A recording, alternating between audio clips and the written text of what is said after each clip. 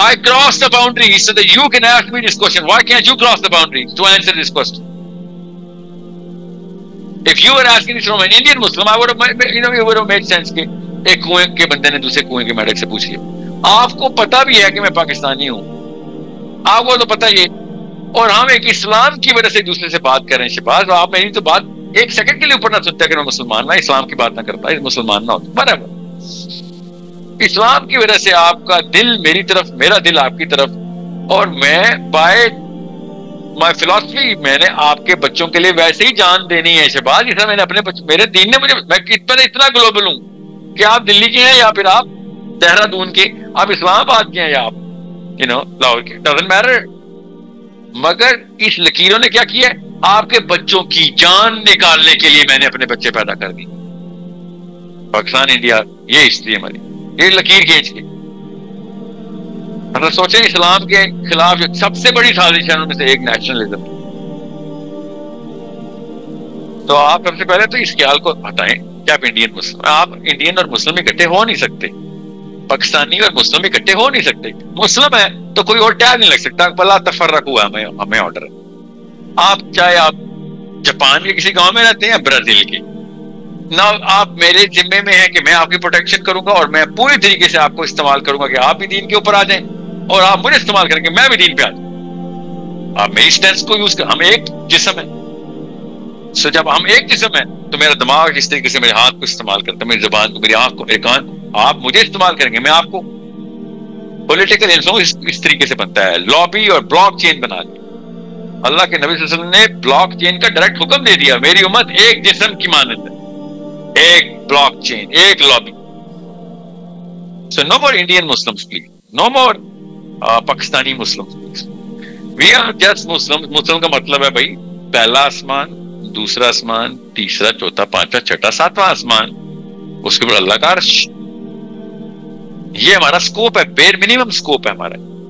मैं और आप बात करने चाहिए कि भैया अगले आसमानों की बताओ सफर कैसे करते हैं। जुल्करनैन ने किया था, नबी तो नहीं था, चलो मैं मानता हूं बात है कि देयर इज अ चांस ही वो नबी थे। अल्लाह ने कुरान ने दावत दिया, ऊपर ऊपर आओ, ऊपर। तो ऊपर की बातें हम यहाँ पे बैठे देखें किस तरह की बातें कर रहे हैं। सो पॉलिटिकल इन्फ्लुएंस कैसे बनेगा भैया, मेंटल आईक्यू, अपना मेंटल आईक्यू बढ़ाएं, आईक्यू बढ़ाएं, ग्लोबल वर्ल्ड व्यू को बढ़ाएं, और फिर उन प्रॉब्लम्स के सोल्यूशन आप सोशल मीडिया के ऊपर ही लिखना शुरू कर दें, किताब में नहीं लिख रहे, हम तक पहुंच जाएगा। हम मसले वाला बंदा, अंधा क्या मांगे दो आंखें, भूखा क्या मांगे दो रोटी, मसले वाले बंदे को उसका हल मिल जाता है। आप लिखें तो सही हल क्या है। मैं आपको इंडियन मुस्लिम के तौर पे हल बता रहा हूं, आप माने ना माने, इंडियन मुस्लिम तक जा रही है बात, सुनना तो पड़ता है। रिजेक्शन तो बाद में आती है, एक्सेप्टेंस तो बाद में आती है। आपका इन्फ्लुएंस की चैनल तो आप बन चुके हुए हैं ना, आपने अर्न किए ना मैंने अर्न की, किसी ने बनाई थी, हम इस्तेमाल करें सोशल मीडिया को। So you better become mentally, अपना आईक्यू बढ़ाएं, लिंग्विस्टिक्स, मैथमेटिक्स, पॉलिटिक्स के ऊपर समझ के आईक्यू बढ़ाएं, पॉलिटिकल आईक्यूमेंट बढ़ाएं, और बिजनेस लीडरशिप के अंदर फाइनेंशियल आईक्यूमेंट बनाएं। आपका पैसा मुझे चाहिए, मेरा पैसा आपको चाहिए, हम दोनों एक बॉडी का हिस्सा है। क्यों चाहिए? हम भी, मैं भी पैसे वाला हूं, आप भी पैसे वाले हैं, मुझे आपका पैसे क्यों? भाई बहुत बड़े काम है इस्लाम के। एक बंदे के बिलियनियर होने से कुछ नहीं होना, हजारों if not hundreds of thousands, लाखों नहीं तो हजारों मुसलमानों की लॉबी बनानी बहुत जरूरी, जिनकी जो वाकई में बिजनेस लीडरशिप में अपना लोहा मनवा रहे हैं। कोई इकट्ठा होना जरूरी है, अकेले अकेले इस्लाम नहीं चलेगा, अकेले अकेले तो कोई दो नंबर फलसफा भी नहीं चलता, उसके लिए भी लोग जत्थे करते हैं। इस्लाम कैसे चलेगा? इस्लाम का तो बहुत बड़ी डिमांड है। आप बताएं कभी आप किसी एक नबी ने अकेले अकेले कुछ खेला हो, किसी एक नबी के हवारियों ने अकेले अकेले, मैं भी कहूं ये भी कोई सुन्नत है, मैं भी निकाल लेता हूं, मैं जिरा कर लूंगा, मैं अपने आप दिल की तसल्ली के लिए बैठ जाऊंगा। किसी एक नबी ने अकेले, किसी उसके सहाबा के ग्रुप ने अकेले, किसी एक सहाबी ने अकेले, हमेशा इकट्ठे होके मजबूरी है, इसके अलावा काम नहीं होता। सो आप सबसे पहले एक का करें उन लोगों के साथ जो आपके हम ज़हन, हम फलसफे, फिर अपना मेंटल एक्यूमेंट बढ़ा के उनको लोहा मनवाए उनके सामने अपना, मैं जो बात करूंगा वजन में करूंगा, और उसके ऊपर जिरा करो, मेरी इंप्रूव करो। फिर सियासत में आप दाखिल हो चुके हैं, आपके आर्टिकल लिखे हुए हमारे पे असर अंदाज, आप सियासत में दाखिल हो चुके हैं।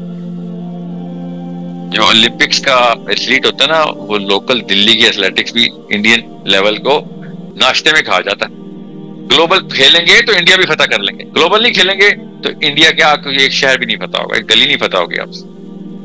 स्टैंडर्ड ऊपर करें। जी नेक्स्ट क्वेश्चन। अस्सलाम वालेकुम, जिसमें फैसलान एक आप खैरियत से होंगे। इस्लाम में जो है फेवरेटिज़म और फ्यूडलिज़म, जो भी हमारे एक इज़म जो नज़रियात होते हैं, उनका कोई कंसेप्ट नहीं है। इंसान ने, मुसलमान ने अपनी जो जान होती है वो सिर्फ़ अल्लाह के लिए देनी होती है। मुसलमान की जो इज़्ज़त नफ्स होती है वो अल्लाह के आगे ज़ीरो होती है, किसी इंसान के सामने नहीं। यही चीज़ हमें अपने आप में भी, ये एक बहुत ही हमारा आईक्यू बढ़ाने के लिए, हमें कर्जिस बनाने के लिए एक मेन फैक्टर इस्लाम में यही प्रोवाइड करता है कि आपने जो अपना सेंट्रल पॉइंट ऑफ डेफिनेशन है वो अल्लाह रखना है। अल्लाह सुब्हानहू व तआला के अलावा ना तो आपने किसी के सामने अपना सर झुकाना है, और ना ही आपके सेल्फ इस्टीम जो है उसको ये चीज़ गवार आती है कि आप इस तरह की चीज़ें परफॉर्म करें जो अल्लाह के अलावा किसी और के लिए कर रहे होती हैं।